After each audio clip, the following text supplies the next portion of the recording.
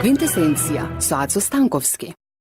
Квинтесенција доаѓа од Аристотеловата филозофија за конституцијата на светот и постоењето, кое е конспирирано како комбинација од 4 елементи: земја, вода, воздух, оган. А петтиот елемент, кој ги соединува сите и ги регулира, е наречен квинтесенција. Неговото поимање е блиско до постоењето на духот во метафизиката или како космичка интелигенција во езотеријата.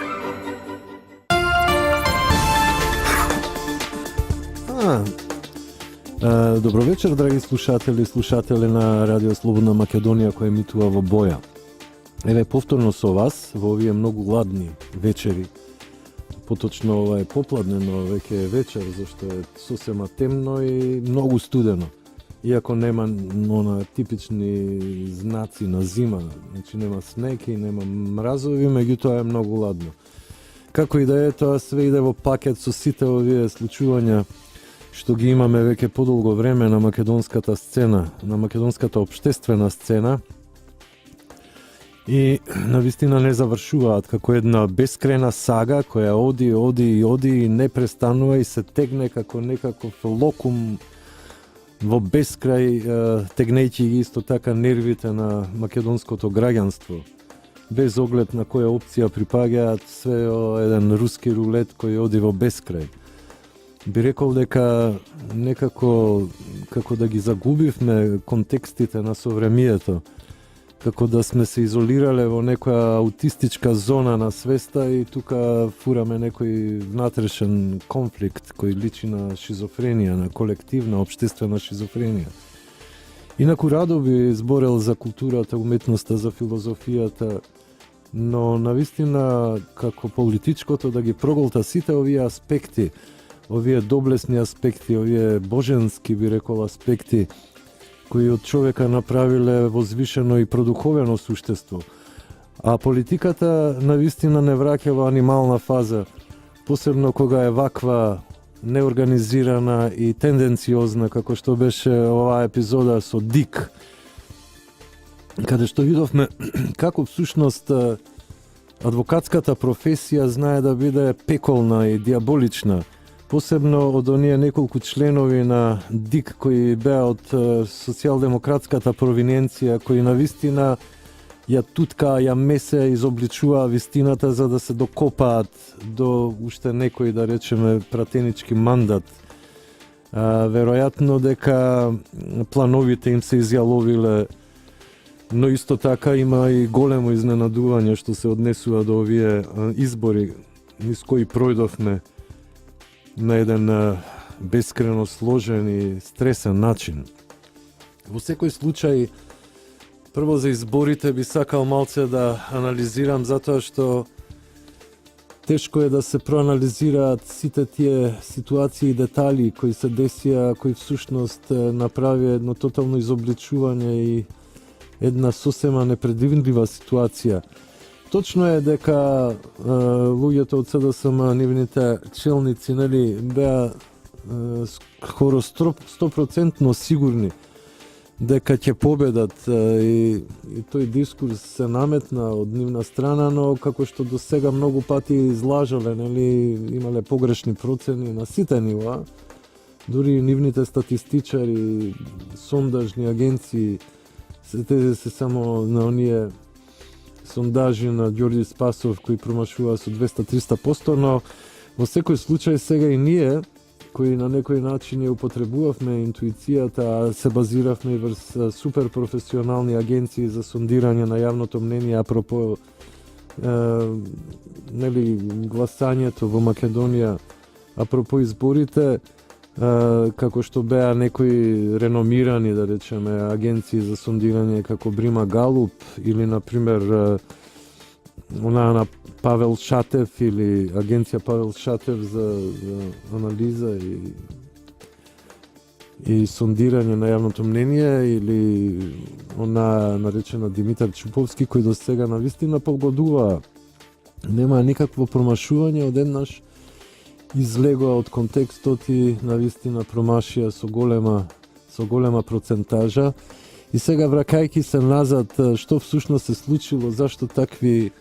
погрешни перцепции, веројатно затоа што се случило нешто сосема непредвидливо и нешто конспиративно на другата страна. Не би сакал да тврдам ништо, само спекулирам. Тврдењето е тешка работа затоа што човек за да тврди нешто треба да има аргументација, материјална аргументација, но во случајот може исто така да се насети што се случувало користејќи го искуството, нели, империјата од една страна, од друга страна логиката, простата логика човечка која често пати не води кон вистински конклузии, кон реални конклузии. Што всушност се случило? Можам само да пренесам одредени роморења, мислам, целата чаршија тоа, нели, го збори, дека биле потрошени огромни суми пари и купувани гласачи во предизборието, а потоа имавме еден шок, навистина една неверојатна конспиративна операција, веројатно во режија на оној кој како некаков гувернер владееше со оваа земја, со оваа држава и со овој народ. Да не го именувам, наскоро ќе си ги спакува куферите и ќе дојде еден сосема поинаков карактер, нели, со други идеолошки преференции и други задачи. Но во секој случај штетата е направена и таа е правена константно, значи последниве 2,5 години на сите можни нивоа. Така што тоа што претпоставувавме дека владетелот ќе освои повеќе од 63 пратеника е некоја хипотетска вистина, но упадот на сите овие аранжмани на теренот пред се купување на гласови, нели, како што се ромори низ кулуарите на оние кои се посветени на оваа работа, нели, кои се аналитичари и кои добро го познаваат теренот и менталитетот на самите гласачи, доведе до едно големо изненадување, но и покрај сето тоа тие не успеа да победат. И сега постфестум, значи со помош на нивните инсталации во разни судски инстанции или во ДИК, например, како што видовме, тоа беше навистина за презир, што се случуваше во ДИК. Успеваат некако уште да ја водат таа тензија, да го зголемуваат суспенсот, да манипулираат и да прават чудесни акробации кои навистина веќе се толку видливи и толку транспарентни што го навредуваат интелектот на било кој нормален граѓанин на оваа држава. Посебно што се работи за самата стабилност на државата. Значи, немаат никаков, што се вика, тип на контрола, до каде може да се оди и едноставно инсистираат да се случи нешто за тие барем да излезат нерешено, со што, например, би постигнале одредени позиции. Едната позиција би било тогаш Заев, нели, не треба да се конфронтира со тоа што го кажа дека би поднел оставка доколку изгуби со еден пратеник. Но тоа веќе не е ни битно, тоа башка не интересира и знаеме дека човекот многу тоа каже и многу тоа одрече, така што нема потреба поради тоа да се тегне македонското јавно мнение на така бескрупулозен и така одвратен начин, како што беше оваа епизода со ДИК, каде што ги прекршија сите нели, норми, не само правни и сите регулативи, туку исто така и рокот него испочитува за предавање на нивните заклучоци. Исто така можам да кажам дека она спиење на Чичаковски беше фейкирано спиење, всушност тука имаше купување на време и обид да се искалкулира некоја ситуација која посвестум би го поправила резултатот на опозицијата. Ќе видиме што ќе се случува. Сега на потек е Врховниот суд, иако случајот е чист и би требало да биде едноставно отфрлен, но ние не знаеме какви луѓе се набутани по судовите од оние 640 суди што беа избрани негде 96-та или која година веќе. Сигурно многу од нив уште работат и на некој начин се лојални на каузата која ги поставила на тоа место. Што видовме секако од СЈО. Значи има многу под кетман, под маска што функционираат и во дадена ситуација се откриваат и функционираат. Барем, мислам, тоа може да се деси еднаш во 10 години, но во еден погоден момент кога тие ќе бидат од корист. Еве го сега тој момент на ниво на управниот суд. И со право председателот на ВМРО ДПМН, господин Никола Груевски, предупреди на таква можна измама, која ја нарекоа, нели, постизборен инженеринг, каде што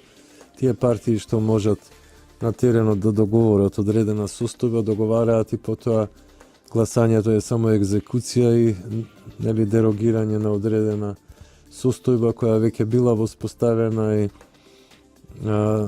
добивање на нова ситуација која многу ќе искомплицира целата состојба во Македонија. Инаку, кога би завршило вака, со полно право ВМРО ДПМН би можело да коалицира, да речеме, со ДУИ во прва рака и веднаш, затоа што и ДУИ е жртва на овој чуден изборен инженеринг кој беше организиран од страна на СДСМ, но и од страна на предценели од така наречениот гувернер, а исто така и од одредени структури во албанскиот политички кампус, посебно оние кои се врзани со Косово и со емиграцијата. Но на штета на некои партии, да речеме како ДУИ, која изгуби цели 7, а можеби и повеќе пратеници во оваа махинација што се случи, и тоа претпоставам повторно за пари, затоа што се шушкаше дека некои 30 милиона евра влегле во Македонија за подкуп на албанските, тие 70.000 албански гласови, но исто така и од другата страна имало подкупување, но и други механизми, нели, да речеме разочараност од политиките на ВМРО во последниве 10 години. Можеби и тука се откинал некој број, но поверојатно е дека се работи за една мотивација која ја гледавме и како пропаганда во контекстот на самата изборна кампања на опозицијата, пред се на СДСМ. Тука би ги спомнал оние неверојатни, лажовни, бомбастични понуди од 30.000 евра просечна плата или 30.000 денари просечна плата или 500 евра, или оние 12.000 најниска, тоа е 16.000 најниска плата и 12.000 социјална помош, што значи дигање за 3 до 4 пати на самата социјална помош, што е неиздржливо, да речеме, и невозможно едноставно за оваа економија пред се тие 30.000 просечна плата, кои едноставно не може да бидат наменати од страна на политиката или од страна на владата, затоа што се работи за еден огромен дел, кој е приватен сектор во економијата и во никој случај вие не можете на сите тие приватни компании, без оглед дали се странски инвеститори или домашни фирми, да им наредите да се случат такви нешта, затоа што или ќе отидат, ќе затворат фирмата, ќе ги отпуштат работниците и ќе отидат од држава на некое друго поплодоносно земје, поплодонесен терен економски, каде што ќе може да продолжат со својата инвестициона и производствена активност, но исто така може, нели, да отпуштат дел од луѓето за тоа да им се исплати, па да ги дигнат тие просечни плати на ниво 30.000 денари, но во секој случај тоа е една операција која е тешко изводлива. Можеби лидерот на опозицијата се надева дека тоа ќе може да го изведе некаде за 4 години со една благонадежност, но едноставно во овие ситуации со ваков GDP, нели, пораст на GDP-то од, па дури и да е поголем, нека е 4 или 5, тешко ќе биде тоа изводливо. За таква операција која би дошла спонтано врз база на порастот на самата економија на македонската држава, значи да дојде таков пораст треба огромна инвестициска активност, огромен GDP од 10% можеби, па за 4 години пораст од 10% можеби ќе овозможи просечна плата од 500 евра, но тоа е едноставно неможно и неочекувано, барем во овие времиња кога Европската унија има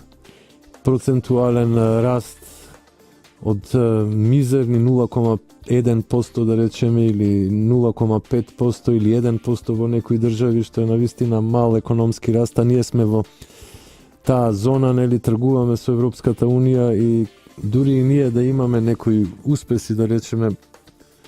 втерувајќи ја нашата економија, нашиот извоз кон одредени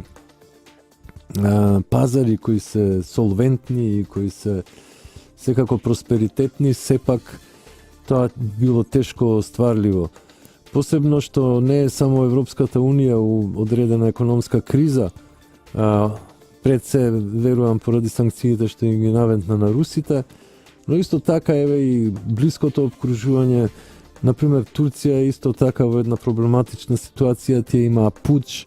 сега тоа општество едноставно закрепнува полека, но секогаш има турбуленции, исто така се нападнати од тероризмот и од Курдската работничка партија, но исто така и од ИСИЛ. Исто така имаат војна кампања на северот од Сирија, исто така се движат и кон Мосул, нели, идат на север од Ирак. Сето тоа е една ситуација која на големата и моćна турска држава не ги дава некои оптимистички прогнози за голем економски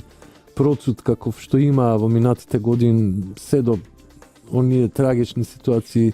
со оборувањето на рускиот Сухој или што беше Су-29, да, и исто така подоцна сите тие ембарга кои русите ги ставија на Турција, но и пучот кој едноставно е истошти земјата однатре и секако сите тие чистки кои идат, незадоволството, стравот и паранојата која влезе во таа држава. Сигурно дека тоа ќе се одрази на економијата на турската држава. Тоа е еден од нашите потенцијални партнери за економски раст. За Блискиот Исток, да не зборам и за Северна Африка, сите тие држави се во колапс и дури сега влегуваат во некој опоравок. За Сирија да не збориме, и за Ирак се уште тамо треба многу за да се случи некој напредок, прво да се стабилизираат тие земји, а потоа можеме да збориме за некаков економски напредок. Така што едноставно самата клима економска е прилично туробна и нема некакви шанси за некој голем економски кик, освен да речеме ако новата администрација на Трамп не ги спроведе сите тие трговски проекти, тоа затоплување на односите со Русија, и ако не почне тука да цвета некоја економија, некоја трговија, и кога големите, нели, добро работат и се во некоја мирна состојба, нели, која се пријателски ориентирани едни кон други, тогаш и може да дојде до одреден економски раст и кај малите, нели, државчиња кои едноставно се во голема зависност од тие гигантски империи и од нивните економии, кои се како гигантски сунџери, кои ја вцицуваат продуктивноста на тие мали народи, сервисери, нели, кои се веќе и на некој начин покорени од мултинационалните компании.